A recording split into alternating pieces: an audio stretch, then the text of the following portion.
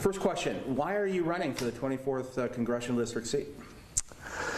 I sense a desperation that our country's going in the wrong direction, that the socialists in Congress are heading us off a cliff, and I believe that we need some statesmen in politics that will be able to speak to principle instead of politics. I'm a student of our government and our history and current events vis-a-vis my radio show and the op-eds I write, and I believe that we have to steer our back to its founding principles. You mentioned the fact that you're a student of American government history. Is that something that you see lacking in our current education system right now? Absolutely. One of the founding principles of our country, or the first couple of words in the Declaration of Independence, says we hold these truths to be self-evident. Well, we're now living in what's called a post-truth society, where truth is not based on facts, it's not based on reason, it's based on feelings. And as a result, these people, forces of socialism believe that socialism is superior to free market economy and liberty. And liberty and entrepreneurship is what built our country. Freedom is part of our DNA. And so I don't want to give up individual freedom and liberty to government control, because it always ends badly. So with what you just said, just to follow up, what are some of the major issues confronting voters in the 24th District in the 2020 election? Well, we have exceedingly high poverty rates here. We are one of the poorest counties in all of the United States of America. And there's income disparity even within our county. Our county is a microcosm where the South County, Santa Barbara, is fairly affluent, and the North County is impoverished. We need better paying jobs. And part of that has to do with regulations and taxes and things like that. So, the bottom line here is that the government could either get out of the way of the free market economy and help people get better jobs, help them get more affordable housing, make their utility bills affordable and things like that, or they can make it worse, and thus far they've been making it worse. Following up on that point, is fossil fuel-based energy development more important to the 24th District as opposed to, say, renewable energy sources like wind and solar? Wind and solar should not be considered alternative energy. They should be considered supplemental energy. They do not produce 24/7, and you can't store the power. So they're okay as supplemental, but we need what's called baseload energy. Baseload energy is oil, natural gas, large hydroelectric, and nuclear. Those are the basic sources of base load, and that's what you have to have. And the bottom line here is California imports more electricity and they import more oil than any other state in the nation. So all of this talk about we're leading the world with regard to reducing greenhouse gas emissions is all meaningless virtue signaling. With the pending closure of Diablo, do you favor a possible sale to another buyer that might decide to keep the plant open? I would absolutely want to keep Diablo open. Diablo is $1 billion to our local economy, including $250 million annually just in salaries alone. And just as I mentioned, it produces base load. It gives us electricity 24/7, 365, which is what you need if you want to live in a first world economy with a first world quality of life. And it's clean energy. There are no greenhouse gas emissions from nuclear power.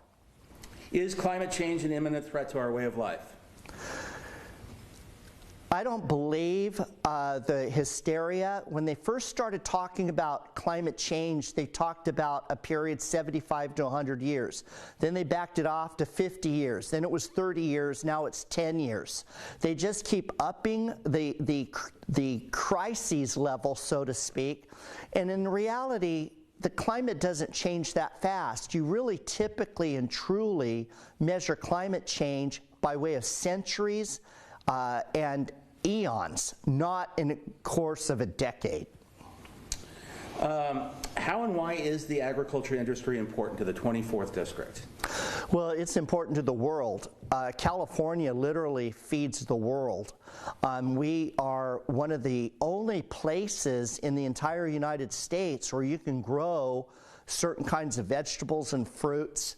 And the bottom line, food security is important not just so that we can all have something to eat. It is an issue of national security in terms of whether or not we had an ecological crisis or some sort of war. We need to have our own stable food supply. Plus, it's the mainstay of our local economy. Here on the Central Coast, ag is the #1 sector of our economy. Do you agree with the current federal administration on immigration issues? What changes do you or would you advocate? Do you mean immigration or integration? Immigration. Immigration. I believe we need a guest worker program, so I would like to see the border sealed. I would like to see a viable guest worker program, and then I would give a path for dreamers to stay here and a path towards legal immigrant status. But I'm not for amnesty. And I also do not want gangbangers, felons, terrorists to be able to stay here if in fact they're not citizens. Could we have a vibrant agriculture industry if we don't have migrant workers? Well, that's what I said. We need a guest worker program. We need a viable guest worker program.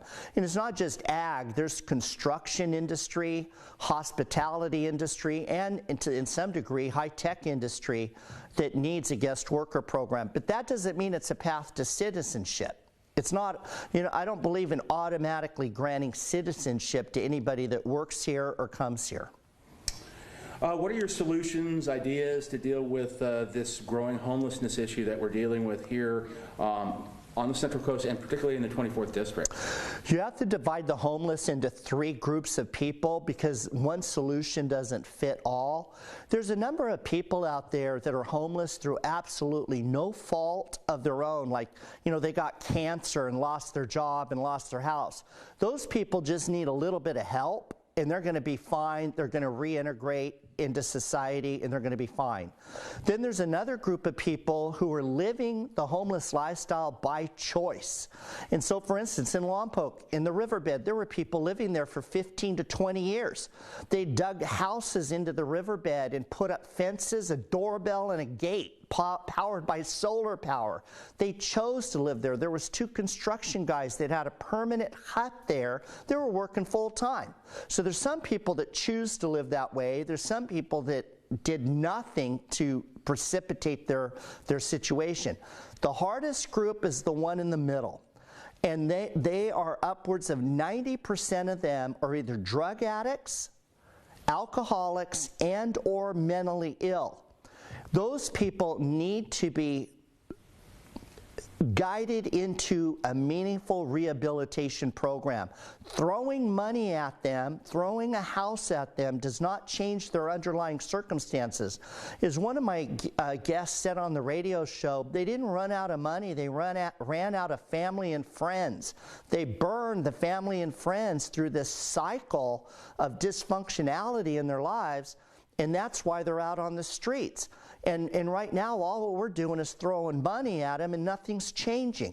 And in fact, we've made things worse here in California because we now say homelessness is not a crime. So you have upwards of 60,000 people living on the streets of Los Angeles, and we're bringing back medieval diseases because some judge has said it's okay for them to live there, it's okay for them to store their stuff there. So we're bringing back typhus and leprosy in the year 2020 in Los Angeles. That has got to stop. Some people would suggest that, government shouldn't be the one that is getting involved with providing housing or in support services. It should be private sector. Do you see a disparity there? Actually, there's a problem with both. We've actually created a cottage industry of private sector developers that are making a fortune with this so-called homeless crises housing, where they're charging up to $400,000 to $500,000 per unit. For these. So I think that has to be a hybrid government-private sector relationship. But again, the first thing you have to do is treat the underlying causes. And what California's done is the exact opposite. We've pretty much made it illegal for them to steal as much as they need on a daily basis. And the only penalty for that theft of up to $800 or $900 a day is a ticket or a citation. And there's no penalty for not paying the citation. Yeah, in fact, I've heard firsthand from some of my friends in the grocery business that it's just kind of, and I've seen it. It's just like right there in front of you. They just walk in, grab stuff, and walk right out. Because there's no penalty. So we've made it worse. Plus, by virtue of lowering felonies to misdemeanors and misdemeanors to citations, we lost the leverage. District attorneys and prosecutors used to tell these guys, look, you're either going to go to jail or you're going to rehab. They now no longer have jail hanging over their heads, so we can't force them into rehab. California made it worse. That's why we have the worst homeless situation in the entire country. Should access to health care be provided to all at federal government and or taxpayer expense? That's a tricky question. So right now, and for my entire adult life, anybody that walks into a hospital cannot be denied care. That's been the truth my entire life. But much of that has been borne by the private sector, i.e. the doctors in the hospital eat the cost. I do believe that we have to take care of people in crises because that's a humanitarian thing to do. However, there's too many people that are using hospitals as an urgent care or in lieu of a regular doctor's appointment for a cold or the flu. And that's driving costs up, and then, like I said, it's not fair to the doctors in the hospitals. I believe we need to make health care more affordable, and there's different ways of doing that. One of them is increasing the number of doctors. I went to UC San Diego. It was the top 10 school for pre-med in the entire country. And I had friends that were straight A students that still couldn't get into medical school. In fact, one of my roommates ended up going to Mexico for medical school because there were not enough slots. If you increase the number of doctors in America, that will help deal with price because, again, it's supply and demand. The other thing we have to do is transparency and pricing. So everybody pays the same price, and that price is advertised so that people can shop for the best deal and the best price. Then finally, we have to do something about the issue of the FDA approval for drugs and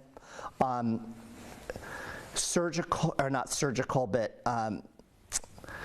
things like braces or artificial knees or whatever. The approval process for all that can take up to 10 years and $2 to $3 billion. So what we have done is limited the ability of entrepreneurs and inventors who don't have $2 or $3 billion in 10 years to get through the process from inventing our way out of some of these problems that we're having. So there has to be a wholesale approach to this. I do believe that we want everybody to be taken care of, but there's no such thing as free health care. Somebody has to pay for it, and I believe the best thing is if everybody has skin in the game, they'll be more responsible consumers. Your thoughts on the impeachment trial in the Senate right now for President Trump? I don't believe Trump has done anything that's impeachable. I think that there is built within our Constitution is what's called a balance of powers, a balance and check of powers. And that if Congress had a problem with what Trump was doing, they should have gone to the courts instead of pulling the impeachment card. The impeachment card is something you should do as a last-ditch effort because you're in a crisis situation. The Democrats in Congress rode the Russia collusion horse for 3 years. It came up lame, and now we hear nothing about it anymore. They just jumped on this Ukrainian thing. And the bottom line is the inquiry into corruption in Ukraine was about Joe Biden's son, Hunter Biden. It wasn't about Joe Biden. So for them to say he did this for election purposes is bogus. And if the assumption or assuming that President Trump is not removed from office, should he be reelected in November? That's up to the voters. I'm going to be supporting him. Okay. Anything else you'd like to add? You know, I'll just say this. My opponent, Salud Carbajal, I've known him for over 20 years. He used to be a moderate. He still talks like a moderate when he's back here in the district, but he has supported some of the most extreme policies coming out of the socialist Democrats in Congress. And I was a Democrat half my life, and I can no longer relate to the party as it is, and I believe there's a lot of other people that are in the same boat I'm in that regard.